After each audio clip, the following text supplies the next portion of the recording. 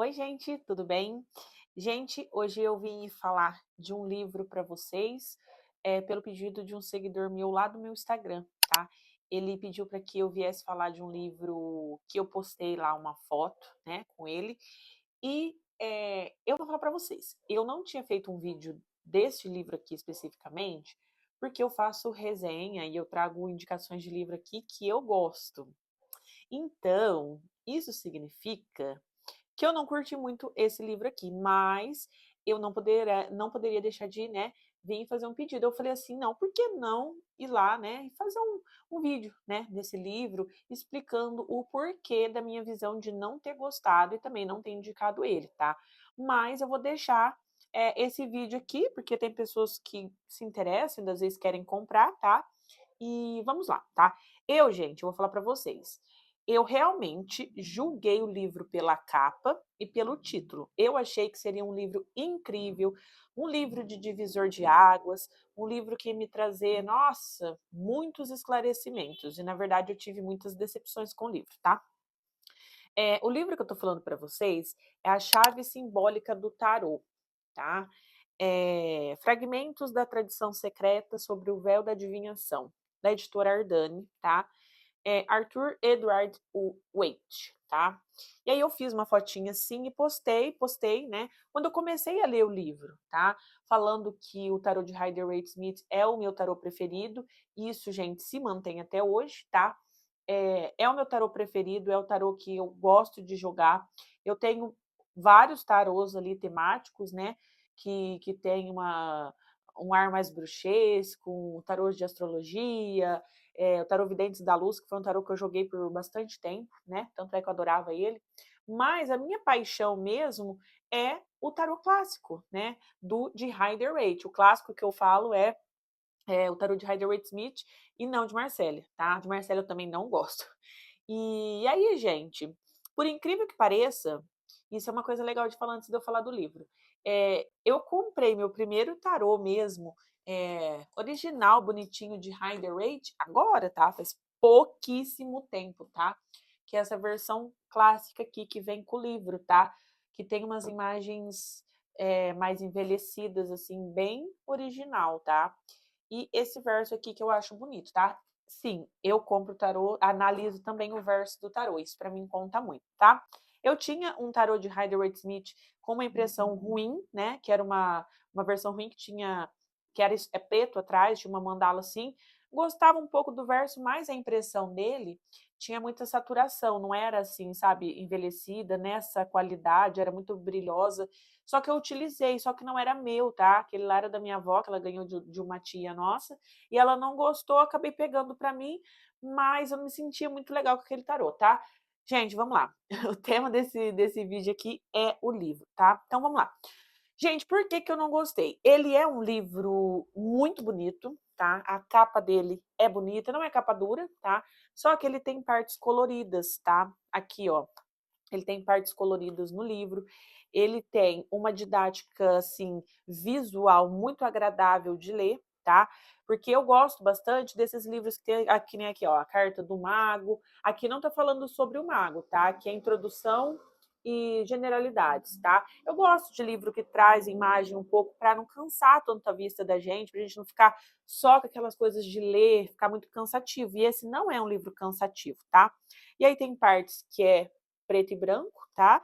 Tem as imagens preto e branco, aí depois vai passando preto e branco e depois volta de novo nessas partes aqui, tá? Por que que eu não curti muito esse livro? Vamos lá. Ele é um livro interessante, porque traz a visão aqui do criador, do maior, do tarô mais usado no mundo hoje em dia, né? Que é o Arthur Edward Waite. Vou chamar ele de Arthur, porque fica mais fácil, né?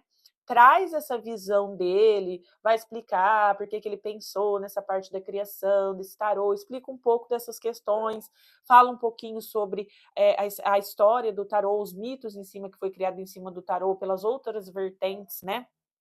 Dos outros filósofos da época, isso é interessante, tá? Só que tem outros livros que falam disso, que são os livros da história do tarô, tá?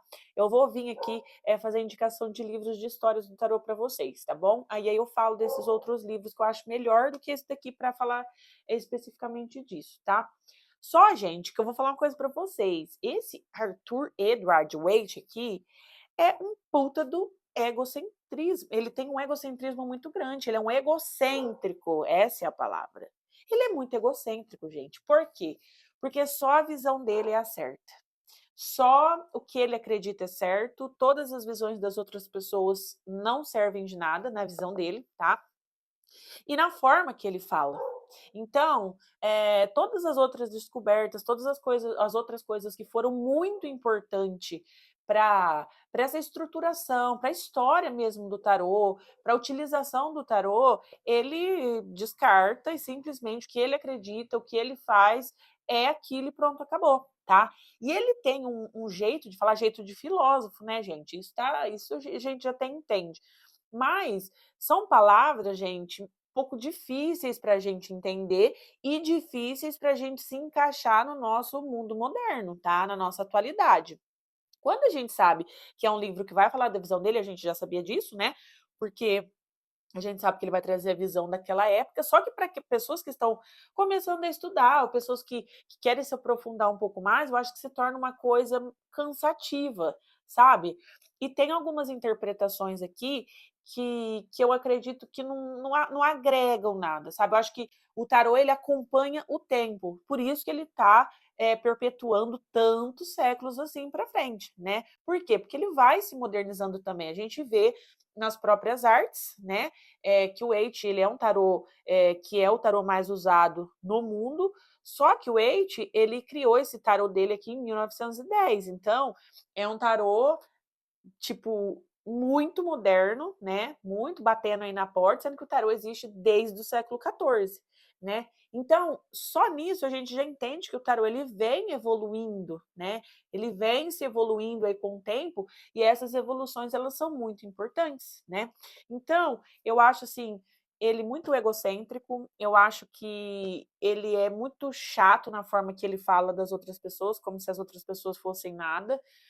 Ponto muito negativo. Eu acho que se for para estudar a história do tarô, muito legal outros livros de histórias do tarô, que foi o ponto que eu gostei desse livro aqui, tá? Na parte de falar dos arcanos, eu não gostei, porque ele vai falar com aquela linguagem mais rebuscada, tá?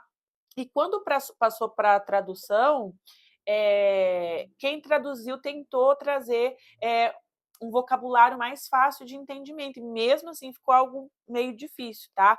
E, gente, eu acho que são pontos muito negativos, tá?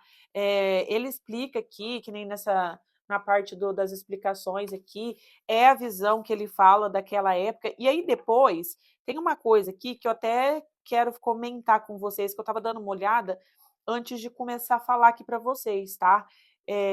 Nas questões dos arcanos maiores, na hora que passa para a questão de divinatória, né? Que a gente vai, vamos fazer a interpretação na parte divinatória, né? Que é o que a gente faz hoje, a gente trabalha no autoconhecimento, mas a gente quer trazer uma projeção, né? Fazer ali um processo de previsão para a pessoa, né? E aí, a gente entende, eu vou ler aqui, vou contextualizar aqui, vou conversar um pouquinho com vocês. A carta do louco, tá? Os arcanos maiores e seu significado no processo divinatório, tá? O louco. Loucura, mania, extravagância, intoxicação, delírio e frenesi. Hoje em dia, a maioria dos tarólogos, assim como eu, interpreta a carta do louco totalmente o oposto disso. Vamos entender. A carta, todos os arcanos têm pontos luz e pontos sombra. Esses aspectos gerais que ele trouxe da carta do louco, na minha visão, é uma visão quando a gente está vivendo aquele aspecto do louco ali no lado sombra, sim, porque o louco ele é impulsivo, né? Ele pode ser negligente em muitos aspectos, só que o louco ele tem um aspecto muito importante nos dias de hoje, que é o aspecto da gente se jogar na vida, né? Da gente arriscar, da gente começar algo novo, da gente se jogar mesmo na vida, porque hoje em dia a gente tem muito medo de tudo, né? A maioria das pessoas. E o louco ele traz esse impulso, né? E ele traz esse aspecto do louco aqui, eu acho muito assim, sabe? Tudo bem, naquela época era dessa forma que via, né? É interessante a gente saber disso, mas eu acho que não se encaixa, né, na nossa realidade do dia de hoje, tá? É a minha visão, viu, gente? É o meu canal, tô trazendo a minha visão aqui para vocês. E aí tem isso que eu falei para vocês, é o geralzão do louco, né? Interpretação geral da carta do louco, e tem o louco invertido, tá? Que fala de negligência, ausência, distribuição, descuido, apatia, indiferença, vaidade, sabe? Fala umas coisas assim, um pouco, sei lá, eu vou falar para vocês, que não se enquadra com a nossa visão hoje do tarô. Por isso que eu acho importante a gente entender e ver que linhagem que a gente vai seguir, tá? Porque senão a gente se embanana muito. Quando a gente pega um livro desse daqui e pega os livros modernos, a gente fala, cara, mas eu vou interpretar que jeito? Porque são uma bifurcação muito diferente, né? A gente entende que uma carta, ela abre um leque de possibilidades, mas sempre dentro do mesmo contexto ali, né? Ela tem o lado luz e sombra, mas a gente tem que entender isso, porque se uma carta ela vai ser ela é muito ruim, ela, que nem aqui, ó, vou ler aqui para vocês. Significado divinatório do Cavaleiro de Paus. Quando a gente lê o Cavaleiro de Paus hoje, a gente entende que é uma pessoa impulsiva, uma pessoa que está batalhando, está correndo com determinação, com foco, com bastante garra naquilo que ele quer. Ele tem impulsividade, sim, certo? Do lado sombra. Uma agressividade, né? A gente entende que tem isso do lado sombra, mas aqui ele traz o significado divinatório de modo geral. Partida, ausência, ausência, um homem de pele escura, então traz esses aspectos daquela época, daquela visão. Hoje a gente não tem como a gente interpretar dessa forma, né? Ele fala aqui que é uma carta que é negativa, o cavaleiro em si, ele é uma carta negativa em todos os aspectos de paus, né? Deixa eu ver se eu acho aqui para vocês, peraí. Achei, tá? Aqui, alguns significados complementares dos arcanos menores. E aí tem o naipe de bastões aqui, o cavaleiro em específico, tá? Uma carta ruim, de acordo com algumas leituras. Alienação, tá? Então a gente entende assim, uma pessoa que vai estudar hoje em dia, ler aquela interpretação ali do Cavaleiro de Paus como uma carta de coragem, de determinação, a gente entende que existem muitas coisas em jogo dentro de uma leitura, tá? Mas pega um livro desse daqui, lê isso e fala, cara, e aí, o que eu vou fazer? E aí, como que eu vou interpretar? Aqui tá falando, uma carta ruim. E aí, lá no outro livro tá uma carta boa. Então, eu acho, gente, que fica muito confuso, tá? Eu acho que fica muito confuso. Vale a pena comprar para a pessoa ter uma visão dela sobre o livro? Vale, porque, na minha opinião, eu não curti muito, mas eu acredito que muitos tarólogos adoraram o livro, né? Adoraram a visão dele, a forma que ele fala, essa questão mais filosófica, que é uma forma que eu gosto de trabalhar com as cartas, mas aqui tá demais, né, para o mundo moderno. Tem coisas aqui que a gente não vai conseguir colocar aqui na mesa de jogo e atender as pessoas. E a gente tem que ver a vida como ela é no mundo de hoje, tá? Então, na minha visão, meu seguidor, minha seguidora aí que pediu a indicação, eu não gostei muito desse livro aqui, tá? Eu me decepcionei sim. Tem alguns pontos legais, né? Algumas, principalmente no começo do livro, tá? Tem alguns pontos bem bacanas aqui que ele fala. Porém, é um livro que eu acho que deixa muito a desejar. Eu acho que ele é muito egocêntrico, tá? Sou muito grata ao Eite, à Pamela, por ter trazido esse tarô maravilhoso para as nossas vidas. Porém, aqui eu não curti muito ele, não curti muito. E assim, se fosse para mim, alguém chegasse e me falasse todos esses pontos que eu estou falando, eu não compraria esse livro, tá? Eu comprei pela capa, julguei o livro pela capa e pelo título e acabei me decepcionando. Então, não é um livro que eu recomendo, tá? Principalmente para quem está iniciando. Para quem já tem a profissão há algum tempo, seria interessante para ter algumas outras visões, porque já tem uma base estrutural por trás. Mas para quem não estuda tarô, para quem é iniciante, não recomendo, tá bom? Beijinho, não deixa de se inscrever no canal, comenta aqui se você já leu, se você tem essa visão, se você não tem essa visão, quero saber de você.